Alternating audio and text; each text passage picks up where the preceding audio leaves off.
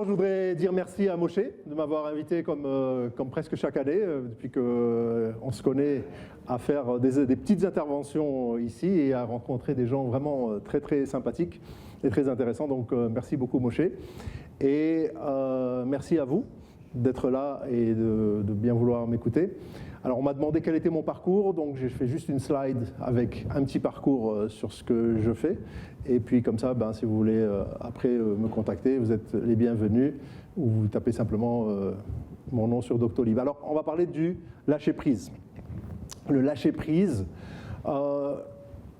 j'aime pas du tout ce mot, d'accord, mais il est rentré dans le vocabulaire du coaching qu'il faut lâcher prise. Lâcher prise, en fait, ça veut dire lâche l'affaire.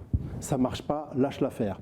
Et ça, c'est assez dérangeant, parce que pourquoi est-ce que je vais lâcher l'affaire? Surtout que lâcher prise, ça me fait penser à un alpiniste qui est là, il a sa prise, et puis s'il lâche, il est mort. Donc pourquoi lâcher la prise? Donc le lâcher prise, on va peut-être changer ce vocabulaire pour dire libère-toi. Libère-toi de tes liens, libère-toi de tes entraves. Libère-toi, c'est un mot que je préfère plutôt que lâcher prise, parce que jamais de la vie je vais lâcher prise, comme le montre la photo. Alors lâcher prise, ça veut dire quoi? Ça veut dire que lorsque on aime bien être en contrôle des choses, contrôle des événements, contrôle des gens, et dès qu'on perd le contrôle, on n'est plus on n'est plus dans notre vie et on n'arrive plus à vivre parce qu'on a malheureusement perdu le contrôle. Alors dans quel cas on veut toujours avoir le contrôle, et puis c'est ce qui fait qu'on va devenir accro à certaines choses et on va croire certaines choses parce qu'on aura perdu le contrôle malheureusement. Donc on veut avoir le contrôle sur des événements qui justement sont hors de notre contrôle. Et c'est là qu'on dit à la personne, lâche prise. Alors on va voir un peu dans quel cas ça va aller, et on va rentrer un peu dans le détail. Là, je vais recommencer par ces quelques slides classiques, d'accord, sur le lâcher prise classique, d'accord, qui se résume, comme c'est marqué, comme vous pouvez le voir, comme une fatalité. C'est un non-choix, j'ai pas le choix, je vais lâcher prise. Et il n'y a pas le choix, on lâche pas prise, on s'accroche et on y va. Et quand est-ce qu'il faut lâcher, quand est-ce qu'il ne faut pas lâcher? Alors il existe trois sortes d'événements qui arrivent à nous dans notre histoire de vie. Les événements qui dépendent uniquement de moi, les événements contre lesquels je ne peux rien, on va voir lesquels, et ceux qui dépendent d'autres personnes. D'accord? Alors, quand il s'agit de moi, les choses sont vraiment dépendantes de moi, je ne vois pas pourquoi je vais lâcher prise. Je ne lâcherai pas prise parce que ça dépend que de moi. Donc si ça dépend de moi, je vais y aller, je vais le faire. D'accord? Et c'est un challenge pour moi. On en parlait tout à l'heure, c'est un challenge, ça dépend de moi, je vais pouvoir, je vais y aller. D'accord? Alors, les autres événements qui font que la situation va changer, j'organise une fête, un mariage, etc., il pleut, ok. Ou bien il y a le confinement, il y a le Covid, il y a le trafic, il y a des examens à faire. Et tout ça, ce sont des événements qui ne dépendent pas de moi. D'accord? Si je veux m'accrocher à cet événement-là, tant pis, je vais juste perdre mon temps, perdre mes émotions, je vais m'énerver pour quelque chose dont je ne peux rien contrôler. D'accord? Et ça, c'est important de comprendre que, par exemple, il y a beaucoup de femmes qui ont des enfants ici, qui sont des ados, ils ont des choix. Les enfants font des choix et les parents, des fois, s'accrochent à bloquer ces choix, et malheureusement, ça fait qu'il y a des conflits entre les parents et les enfants, parce que le parent veut toujours garder le contrôle sur son enfant. Il veut garder le contrôle sur son enfant et il ne lâche pas prise. D'accord? Donc, essayez d'analyser dans votre vie qu'est-ce qui dépend de vous, qu'est-ce qui ne dépend pas de vous. D'accord? Alors, ce qui ne dépend pas de moi, voilà, on est coincé dans le trafic. Combien de gens s'énervent, ils sont coincés dans le trafic, c'est fini, qu'est-ce qu'on peut faire? Il y a 3 heures de bouchon parce qu'il y a eu un accident ou quelque chose qui s'est passé. Tant pis, c'est comme ça. Ça ne sert à rien de s'énerver. Alors, le trafic, c'est une image qui est réelle, qui peut arriver, mais qui fait perdre vraiment beaucoup de temps aux gens. Mais en fait, on a tous des trafics et des bouchons dans notre vie et on s'accroche bêtement. D'accord? Alors, c'est intéressant dans cette présentation, qui normalement, cette présentation, c'est un atelier d'une journée. Je fais beaucoup d'exercices pratiques pour apprendre à lâcher prise. Ici, je vous donne juste quelques points théoriques pour vous faire réfléchir. Et on va rentrer beaucoup dans la réflexion et dans la pensée parce que ça va vous permettre, mais qu'est-ce qui est important pour moi dans la vie, d'accord? À quoi je tiens? C'est quoi ma vie? C'est mon boulot? À quoi je m'accroche dans ma vie, d'accord? Qu'est-ce que vous refusez de lâcher? Qu'est-ce que vous voulez vraiment pour vous? Ok, donc ça c'est important de comprendre. Quand je parlais de la météo, ben, on en a marre de la pluie, on veut que le soleil revienne, ou bien on ne veut pas que sa fille fasse tel choix, etc. Elle doit m'écouter. Tout ça, ce sont des éléments où vous ne lâchez pas prise et malheureusement, vous vous accrochez bêtement à quelque chose que vous ne pouvez pas contrôler. Et ça vous fait du mal parce que ça va vous bloquer, vous vous retrouvez toujours dans un bouchon, tout le temps, tout le temps. D'accord? Alors, on se coupe du monde. Quand vous ne lâchez pas prise, ben vous avez un mur, vous avez vous, et puis vous êtes coupé du monde extérieur parce que justement, ben, vous pensez que le monde doit agir selon votre volonté, ce que vous avez décidé, et vos règles, et ça ne marche pas. Et donc, je pense que, je ne sais pas si ça parle à beaucoup d'entre vous, mais quand vous êtes bloqué dans une relation avec quelqu'un, que ce soit votre patron, votre mari, vos enfants, etc., c'est parce que vous avez votre volonté et vous estimez que c'est comme ça, c'est la vérité absolue, c'est la vérité universelle, ça doit se passer comme ça, et si ça ne se passe pas comme ça, ben, c'est pas bien. Et donc, on se bloque et on se coupe de ces gens-là et on se coupe du monde. D'accord ? Donc autre chose, c'est la peur. Quand on ne veut pas lâcher prise, c'est parce qu'on a peur. On veut garder toujours sa petite sécurité et donc on a peur des conséquences de ce qui va se passer si notre volonté n'est pas réalisée. Donc c'est important de comprendre cette liberté-là que vous vous empêchez de prendre, d'accord ? Que vous vous empêchez de réaliser. Okay, et que vous entrez dans votre propre souffrance tant que vous agissez ainsi. Okay. Alors, libérez-vous des liens et détachez vos liens. Je ne sais pas si vous connaissez cette petite image de l'éléphant attaché à une petite corde. Vous connaissez cette histoire, et c'est une histoire vraie de ces éléphants qu'on a, je ne sais pas, vous chez vous la raconter ou pas, que les éléphants, quand on les capture, on va mettre 4 chaînes aux pattes, c'est l'animal le plus puissant du monde, et il peut tout déraciner, il peut tout casser, et on va lui mettre des chaînes à ses pattes pour ne pas qu'il puisse bouger. Et puis au bout d'un certain moment, ben, on va lui enlever 1 chaîne, 2 chaînes, 3 chaînes. Finalement, on va l'attacher à un petit piquet avec une petite corde. Et l'éléphant va toujours s'imaginer qu'il est attaché à sa grosse chaîne et qu'il ne peut en fait pas bouger. Ben, nous, on a ces chaînes-là. On est attaché à ces petites chaînes, ces grosses chaînes, mais qui sont en fait des petites cordes. Il suffit de couper la corde pour pouvoir s'en aller. Ou on a la force de pouvoir s'en aller, mais on est dans nos croyances limitantes qui font que ben, on reste enchaîné et on n'arrive pas à se bouger, n'est-ce pas? Je parle à personne. Mais donc, c'est important de transformer sa vie intérieure, d'accord? C'est ça. La seule condition, c'est que vous imaginez qu'il y a des barrières, qu'il y a des problèmes, qu'il y a des croyances, je suis trop vieux, trop vieille, je ne sais pas, je ne peux pas faire, etc. Et en fait, l'image que j'ai prise ici, c'est vous serrez vos chaussures et puis vous en voulez à vos chaussures parce qu'elles sont trop serrées. D'accord? C'est exactement ça. Vous vous accrochez à des choses qui sont fictives ou alors que vous pouvez détacher vous-même. D'accord? Ce sont les liens. Les liens, ce sont vos constructions mentales. Et vous fabriquez vous-même, vous tissez les murs de votre propre prison et vous ne vous libérez pas. On est dans une époque de liberté, de libération de l'esclavage et tout ça. Donc, il faut se libérer de sa condition. Et ça se passe dans la tête. Oui.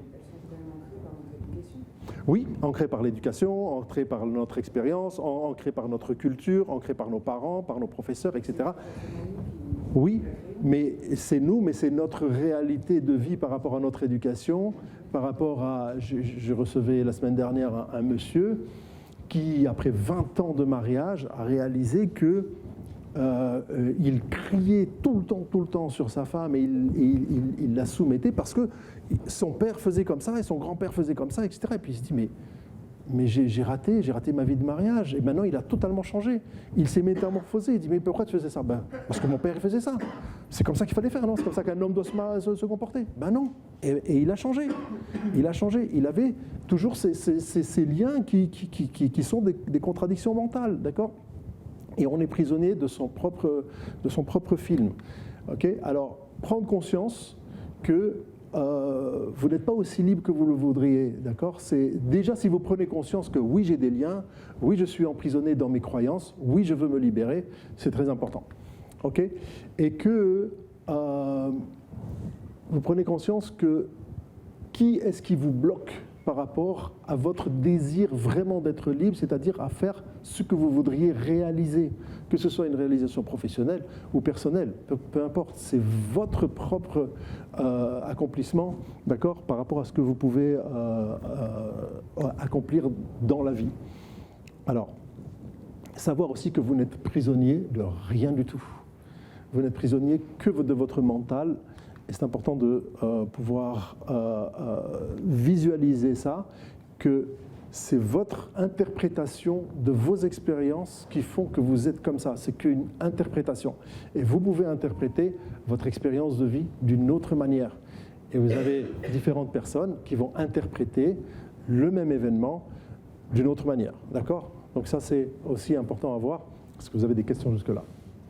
Non? Ça va? On continue. Alors, quelques clés pour se libérer, d'accord? Parce que sinon, vous êtes tout le temps dans cette frustration et cette colère, d'accord? C'est que rien ne va changer tant que vous ne changez pas. L'action, c'est à vous à la mener. Vous êtes responsable de votre vie, mais l'action, c'est vous qui la menez. C'est pas rester comme ça. Peut-être, Dieu va faire que ça changera. Et ça ne changera pas, d'accord? Vous pouvez rester fâché avec quelqu'un 10 ans, 15 ans, 20 ans, ça ne changera pas. Tant que vous ne changez pas ou que l'autre ne change pas et qu'il n'y a pas une action qui est menée, ben ça ne changera pas. D'accord? Donc, c'est que comme ça que ça va marcher. Il faut être dans l'action pour que les choses changent. D'accord? Osez, d'accord? Ça parle à quelqu'un? Osez les choses, osez votre désir de liberté. C'est à vous à le faire.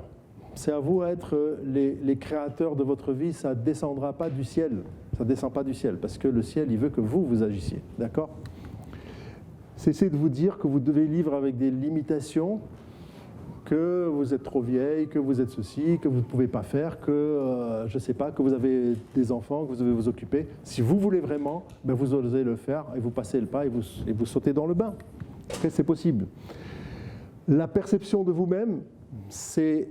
à nouveau, c'est l'interprétation de ce que vous vivez et c'est l'interprétation de vos émotions et de vos sentiments à l'intérieur de vous, d'accord? Et c'est comme ça que vous allez pouvoir changer et vous libérer de ces liens-là, d'accord? Vous êtes prisonnier et vous êtes aussi votre propre libérateur, d'accord? Et c'est ça qui est extraordinaire. On parlait avec quelqu'un tout à l'heure. Vous êtes le geôlier, mais vous êtes aussi le prisonnier. Vous pouvez vous libérer vous-même.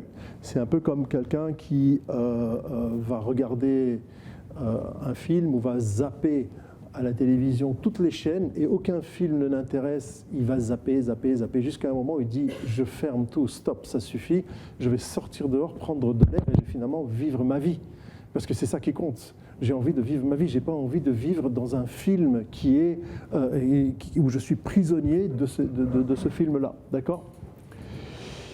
Réveillez-vous à une autre réalité. Pourquoi? Parce qu'il faut comprendre un truc, c'est que vous n'êtes pas vos souvenirs, vous n'êtes pas vos pensées. Okay? Vous avez des pensées qui vous empêchent d'être vous-même. Okay? On a plusieurs parties de nous, et dans nous, on va en parler, on va venir tout de suite à ça. C'est qu'on est composé de plusieurs parties.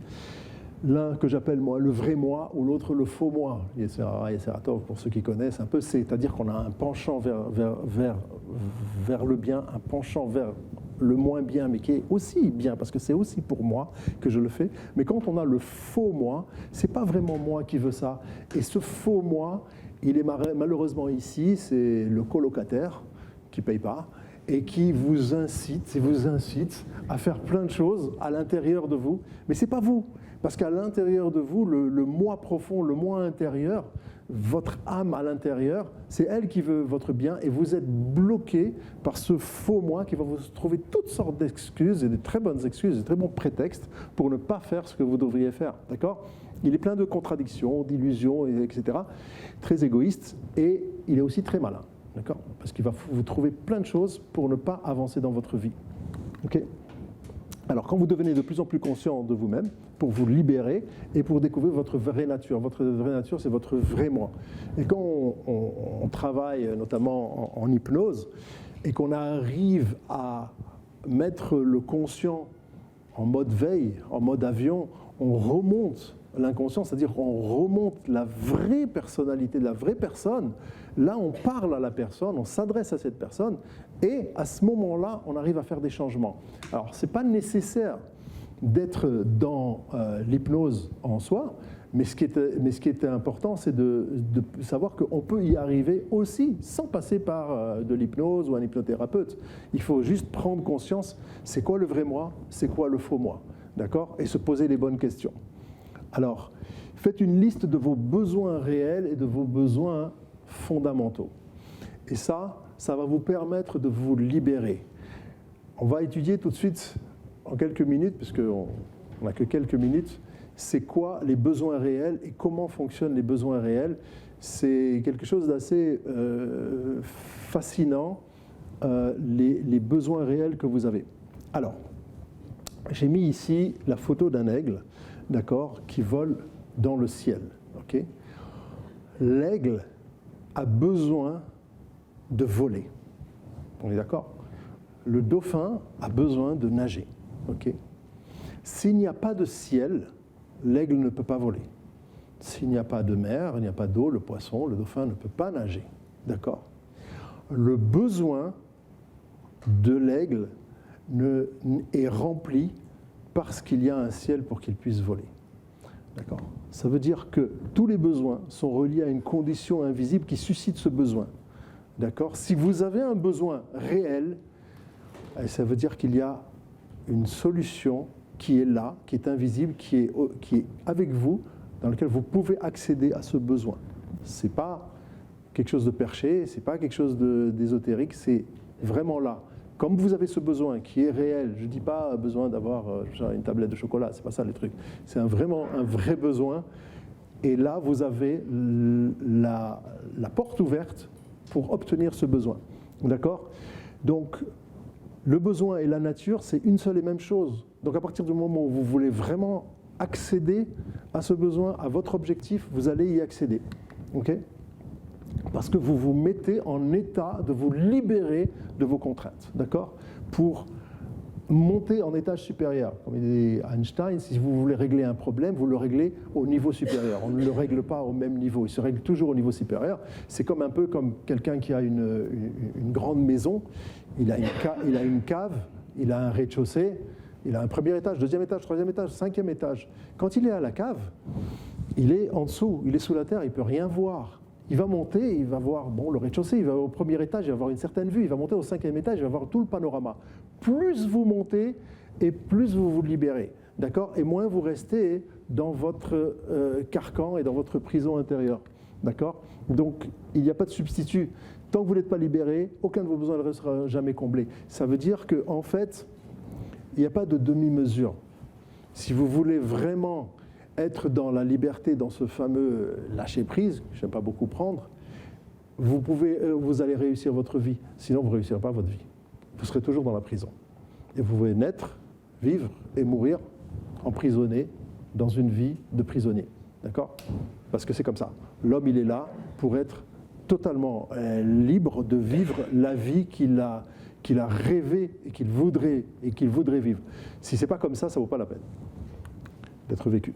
Donc, le moi dynamique, c'est le vrai moi, mais c'est celui qui veut bouger, qui est toujours en mouvement. Et si vous êtes en mouvement, ben d'accord, vous allez pouvoir dépasser tous les conflits, tout vous allez dépasser, parce que justement, vous allez vous mettre dans cette motivation et aussi dans ce dynamisme, dans ce momentum pour aller encore plus loin. D'accord ? Établissez une nouvelle relation avec votre vrai moi, c'est apprendre à vous connaître et à connaître la nouvelle personne que vous pouvez être. Parce qu'en fait, vous avez toujours ce faux moi qui vous a tout le temps accablé et qui a camouflé, qui a masqué la vraie personnalité que vous avez à l'intérieur de vous et que vous connaissez en fait. Consciemment et inconsciemment, on sait très bien, mais ça c'est pas pour moi, ça c'est pas pour moi, ça ne va pas, ça ne va pas. Et on n'avance pas. Et donc à partir du moment où vous prenez conscience, vous pouvez alors dépasser et voler. Alors le vrai moi, le faux moi. Le faux moi, il a des attentes. Alors, ce serait bien que je ne sais pas si je peux avoir la télévision allumée là, parce que ça me permettrait de voir un peu. Le faux moi a des attentes irréalistes et des exigences, d'accord ? Il est toujours dans un état d'exigence, de demande par rapport à ça doit me satisfaire, mais ce sont des besoins superficiels, évidemment. Toute relation soumise à une pression, même si son but est d'essayer de raccommoder les choses, finit par se disloquer. À partir du moment où vous ne faites pas les choses de bon cœur, parce que vous voulez les faire, vous êtes soumis et vous êtes prisonnière ou prisonnier de cette relation, à un moment, ça casse, quoi. Ou bien vous cassez, ou bien la relation casse, ou bien votre partenaire va casser. Que ce soit dans les affaires, que ce soit dans un mariage, que ce soit dans le personnel, d'accord ? Et à nouveau, on parle d'avoir une relation idéale, pas une relation qui est forcée et où je suis contraint d'agir ainsi. Et c'est dommage de vivre sa vie comme ça. D'accord ? Et tout ça, c'est fait parce qu'on vit un film mental et on se fait des films à l'intérieur de sa vie. On s'est construit des films pour essayer de se protéger.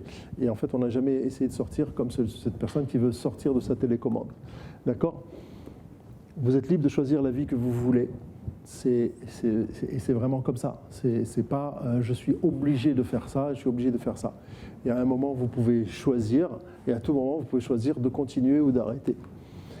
Pour pouvoir changer les événements que nous attirons dans notre vie, nous devons modifier notre nature, parce que si vous êtes d'une nature pessimiste, problématique, peureuse, vous allez attirer tout le temps des événements pessimistes et problématiques et qui vous font peur. Et c'est dommage, c'est la loi d'attraction, vous attirez à vous ce à quoi vous ressemblez, ce que vous rejetez, vous l'attirerez à vous, parce que c'est votre personnalité en neurone miroir qui va vous faire attirer ce genre de personnages et de personnes et de situations dans la vie. Et votre faux moi vous vole votre vie en pensant toujours les choses qu'il déclare détester. Si vous êtes tout le temps à ressasser, à ruminer des choses que vous ne voulez pas, que vous ne voulez pas, que vous ne voulez pas, c'est votre faux moi, c'est-à-dire que vous n'êtes pas libre. C'est la définition automatique. À partir du moment où je rumine, je ressasse, j'ai raté mon coup, je ne suis pas libre. Okay ? Votre faux moi crée des conditions mentales pour vous empêcher de vous libérer de votre peur. Okay ? Et toujours, à nouveau, c'est ce film, ce sont ces bonnes excuses, ce bon prétexte pour ne pas faire ça, ne pas faire ci, que ce soit procrastiner ou autre chose. Et ça peut être des choses importantes ou moins importantes dans la vie. Mais c'est toujours comme ça. Et bon, et nous, on le sait parce qu'on l'étudie dans les textes. Et ça revient tout le temps, cette notion-là, elle est là tout le temps parce qu'il est à l'intérieur de nous. Il est à l'intérieur, il fait partie de nous. Mais c'est à nous à savoir, justement, dominer ce faux moi pour être dans le vrai moi.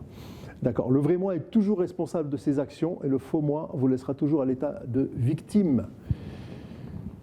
Ouais, c'est la faute de l'autre, je ne suis pas responsable, c'est la faute de mon papa, de ma maman, de mon professeur, de mon mari, de ma femme, de mes enfants. C'est toujours la faute de l'autre. Moi, je ne suis pas responsable, ce n'est pas de ma faute. Quand vous êtes dans ça, vous êtes toujours prisonnier parce que vous êtes toujours la victime des circonstances et vous vivrez toujours en tant que pauvre victime des circonstances. Ok ? Alors, pour conclure, ayez des pensées positives envers vous-même pour briser les chaînes et pour vous envoler. D'accord ? Arrêtez de vous comparer aux autres et même à vos propres réussites passées. Ne vous comparez même pas à vous-même, d'accord ? Ça ne sert à rien, parce que votre vrai moi se situe au-delà de tout ça. D'accord ? Quand vous vous comparez, vous rentrez dans des problèmes de jalousie, et ça ne sert à rien. Vous êtes unique et vous pouvez faire les choses par vous-même, pour vous-même. D'accord ? N'accueillez pas les pensées ou les sentiments qui vous donnent l'impression de trahir votre vrai moi. Vous savez qui vous êtes, connaissez-vous et vous pouvez y arriver. Laissez la furie des personnes en colère en dehors de vous pour vous protéger du feu de leur colère, d'accord? Laissez-les dehors, détachez-vous émotionnellement de toutes ces personnes qui vous envoient leurs mauvaises ondes, ok? Et n'accueillez jamais une pensée qui affirme que votre échec est une réalité. Il n'y a pas d'échec, on en discute et vous en discutez tout le temps, il n'y a pas d'échec, il n'y a qu'un pas de plus vers un apprentissage de l'action que je veux faire, et je vais commencer à apprendre en faisant des fausses manœuvres au départ, et c'est comme ça qu'on apprend tout apprentissage, que ce soit à conduire ou à marcher, c'est toujours la même chose. D'accord ? Ne vous prenez pas pour une victime, laissez les pensées punitives, parce que quand vous prenez pour une victime, vous vous punissez vous-même. Là, vous les trouvez inutile de blâmer quelqu'un d'autre pour le sentiment que vous vous êtes imposé. C'est de sa faute, si je suis en colère, c'est parce qu'il m'a dit ça, c'est parce qu'il m'a fait ça, etc. Finalement, vous ne vivez jamais votre vie, vous vivez toujours la vie par rapport aux actions des autres. Et c'est dommage. Donc vous êtes responsable de votre vie, de vos pensées, de vos émotions et de vos actions. D'accord ? Et là, je veux vous remercier de votre écoute.